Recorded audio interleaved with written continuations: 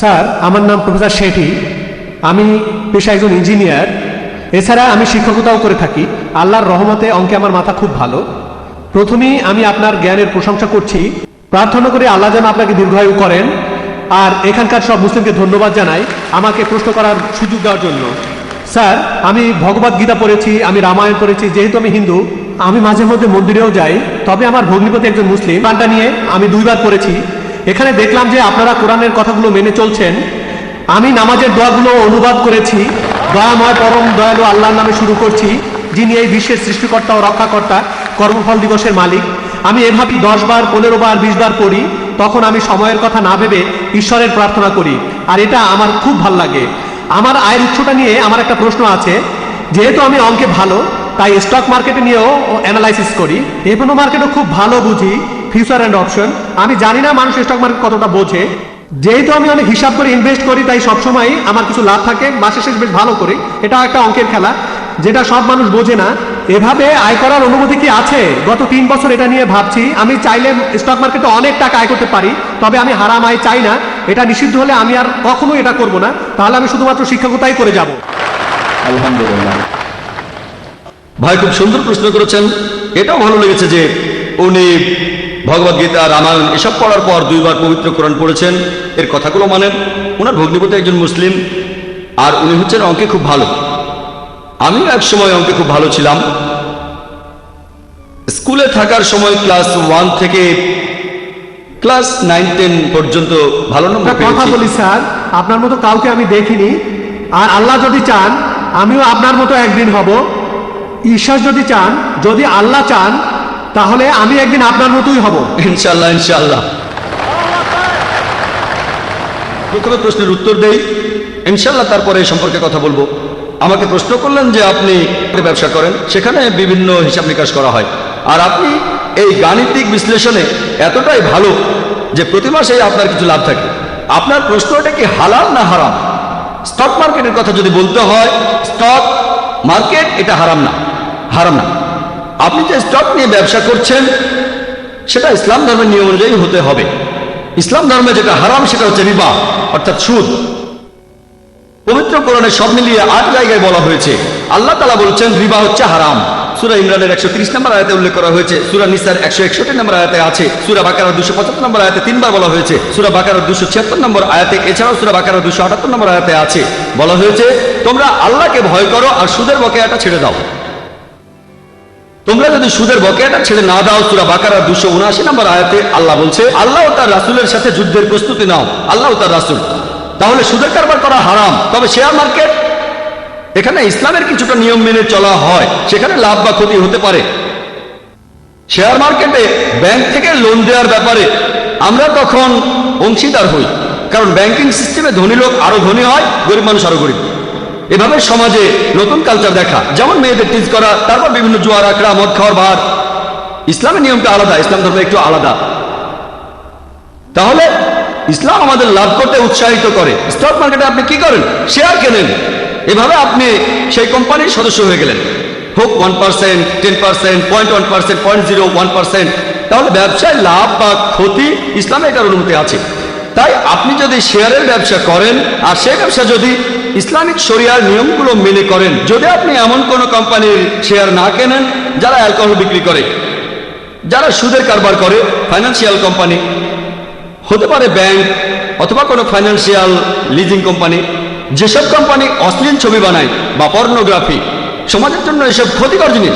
কোনো কোম্পানি যদি এসবে ইনভেস্ট করে, আপনি তেমন কোনো জায়গায় যাবেন না। অ্যালকোহলিজম বা ড্রাগস বা ফার্মাসিউটিক্যালস কোম্পানিগুলো ঠিক আছে। ড্রাগস মানে কোকেন, ব্রাউন সুগার, অথবা নেকেড সিনেমা বানায় তেমন ফিল্ম কোম্পানি। আপনি যদি এমন কোনো কোম্পানি শেয়ার কেনেন, এটা হারাম। দ্বিতীয়ত, আপনি যদি অনুমান করে থাকেন যে এটা জুয়া খেলা, আপনি তো স্টক মার্কেটে আছেন, লোকে শেয়ার কেনে, 2 সপ্তাহ পরে সেগুলো আবার বেচে দেয়, হয়তো আগে থেকে জানে অথবা অন্য কোনো কারণে। আর ইসলামে জুয়া খেলা হচ্ছে হারাম। তাহলে আপনি যদি স্টক মার্কেটে ইনভেস্ট করতে চান, কোনো সমস্যা নেই, সেখানে ব্যবসা করেন। এভাবে স্টক মার্কেটে আপনি ব্যবসা করতে পারেন। আর স্যার, আপনি আমার প্রশ্ন থেকে দূরে সরে গেছেন। ফিউচার আর অপশন নিয়ে বলছিলাম। এটা কি আমি বলছি ঠিক? আপনি 10 টাকা দিয়ে 100 টাকার শেয়ার কিনলেন, তারপর সেটা বছরের পর বছর রেখে এই দিলেন। ব্যাপারে বলছি, আমি সামগ্রিকভাবেই বলছি, একটা পয়েন্ট না। ধন্যবাদ, আপনাকে ডিস্টার্ব করার জন্য দুঃখিত। এবারে ফিউচার অপশন নিয়ে বলছি যে আপনি কিছু শেয়ার কিনে ভবিষ্যতের জন্য রেখে দিলেন, এরপরে সে শেয়ার থেকে কিছুটা রেখে বেচে দিলেন। আমি জানি আপনি বেচতে পারেন, কিছু অংশ রাখতেও পারেন, তারপর আবার কিছু শেয়ার কিনতে পারেন, সেটাও বেচতে পারেন। আমি এটা জানি, আমি হয়তো আপনার মতো এক্সপার্ট না, তবে এ নিয়ে বলতে পারবো। ভবিষ্যতের কথা যদি বলেন, এটার অনুমতি নেই, এটা হারাম।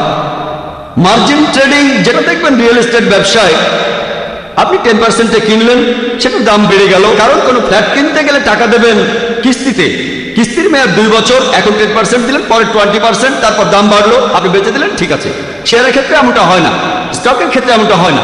এক্ষেত্রে জিনিসটা আপনার হাতে নেই, আপনি আংশিক টাকা দিয়েছেন, তারপর অন্য কেউ আপনার পেছনে আসলো, এটা যদি পড়ে যায়, তাই হেজ ফান্ড থাকে, হেজিং জানেন, হেজ ফান্ড থাকে। ইসলামে এইসব জিনিসের অনুমতি নেই। তবে পিওর স্টক, যদি সেটাই আপনার ব্যবসা হয়ে থাকে, সেটা ইসলামিক হলে অনুমতি আছে। এরপর আপনি আরো বলেছেন শেয়ারের ব্যবসা করে আপনি অনেক টাকা জমিয়েছেন, এটার অনুমতি না থাকলে আপনি বাদ দেবেন। এভাবে যে টাকা জমিয়েছেন, এটা যদি অনুমোদিত না হয়, আপনি বাদ দেবেন। এখানে আসল কথা হলো আমরা শান্তি চাই ইহকালে আর আখিরাতে। পরকালের যে শান্তি, সেটা দীর্ঘস্থায়ী শান্তি।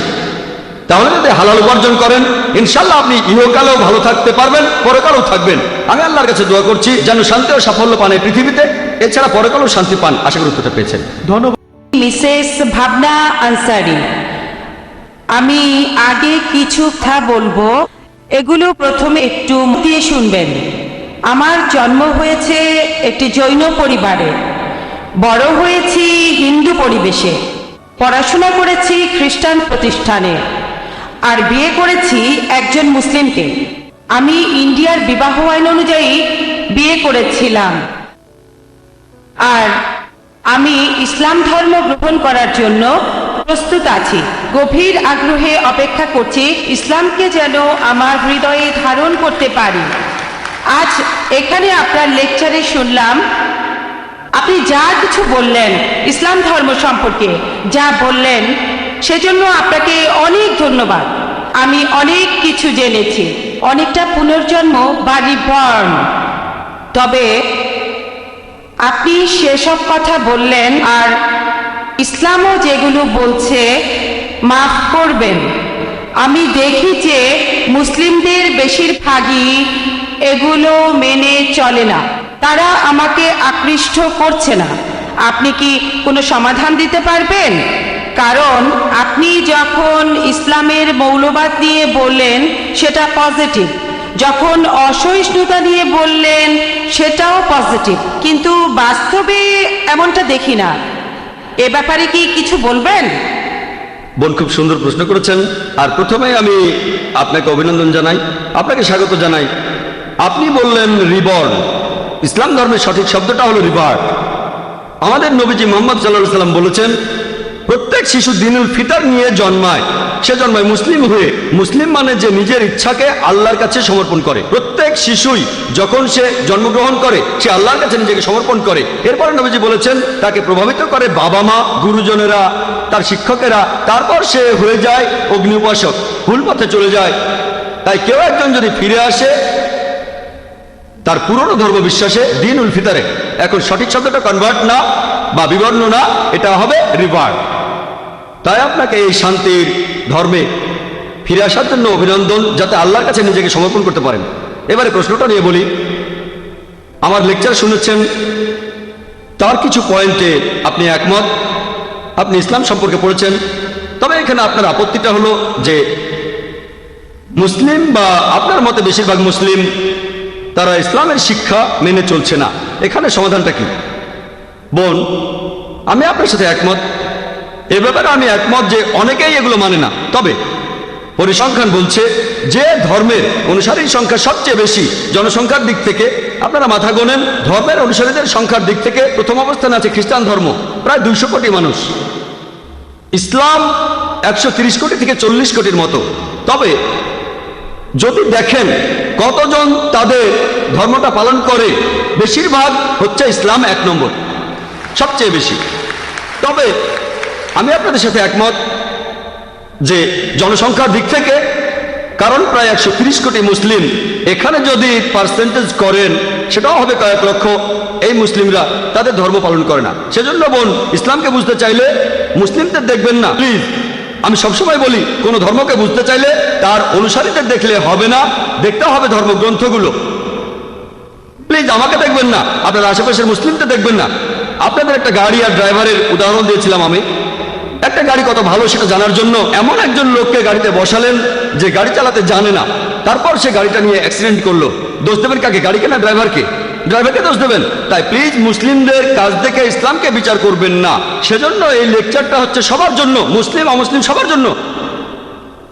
যেসব মুসলিম দিশেহারা, আমরা তাদের সত্যের মুখোমুখি দাঁড় করাচ্ছি। কারণ হয়তো তারা নামেই মুসলিম, আমরা চাই তারা ধর্মের নিয়ম পালন করুক। একই সাথে ইসলাম ধর্মের বাণী আমরা অমুসলিমদের কাছে প্রচার করছি, যাতে তারা এই ধর্মটাকে বুঝতে পারে। তারপর ধরেন আপনি জন্মেছেন হতে পারে জৈন পরিবারে, আপনার চারপাশে অনেক মুসলিম ছিল, বিয়ে করেছেন মুসলিমকে। হয়তো আজকে আমার লেকচার শোনার পর, ইসলাম সম্পর্কে জানার পর আপনি এই বিশ্বাসে ফিরে আসবেন। আপনি আরো বললেন যে আপনার ক্ষেত্রে তখন শুধু নাম রাখার জন্য আপনার নামের পরে আনসারি লিখেছেন, কিন্তু এখন আপনি এই বিশ্বাসে ফিরে এসেছেন। সেজন্য অভিনন্দন জানাই। আর প্লিজ বোন, যদি কোনো মুসলিমকে দেখে ইসলামকে বুঝতে চান, সেরা দৃষ্টান্ত হচ্ছে আমাদের নবীজি মুহাম্মদ সাল্লাল্লাহু আলাইহি সাল্লাম। এই পবিত্র কোরআন আর নবীজির কথাগুলো এখানে মানুষ জাতির সব সমস্যার সমাধান। মুসলিমদের দেখবেন না, কিছু মুসলিম ধর্ম পালন করে আর কিছু মুসলিম ধর্ম পালন করে না। তাই দেখবেন এই পবিত্র কোরআন বুঝে পড়েন, মেনে চলেন, ইনশাল্লাহ আপনি ইহকালে শান্তিতে থাকবেন আর পরকালেও শান্তি পাবেন ইনশাআল্লাহ। আপনাকে অনেক ধন্যবাদ। বোন, আপনাকে অনেক ধন্যবাদ। হ্যাঁ ভাই,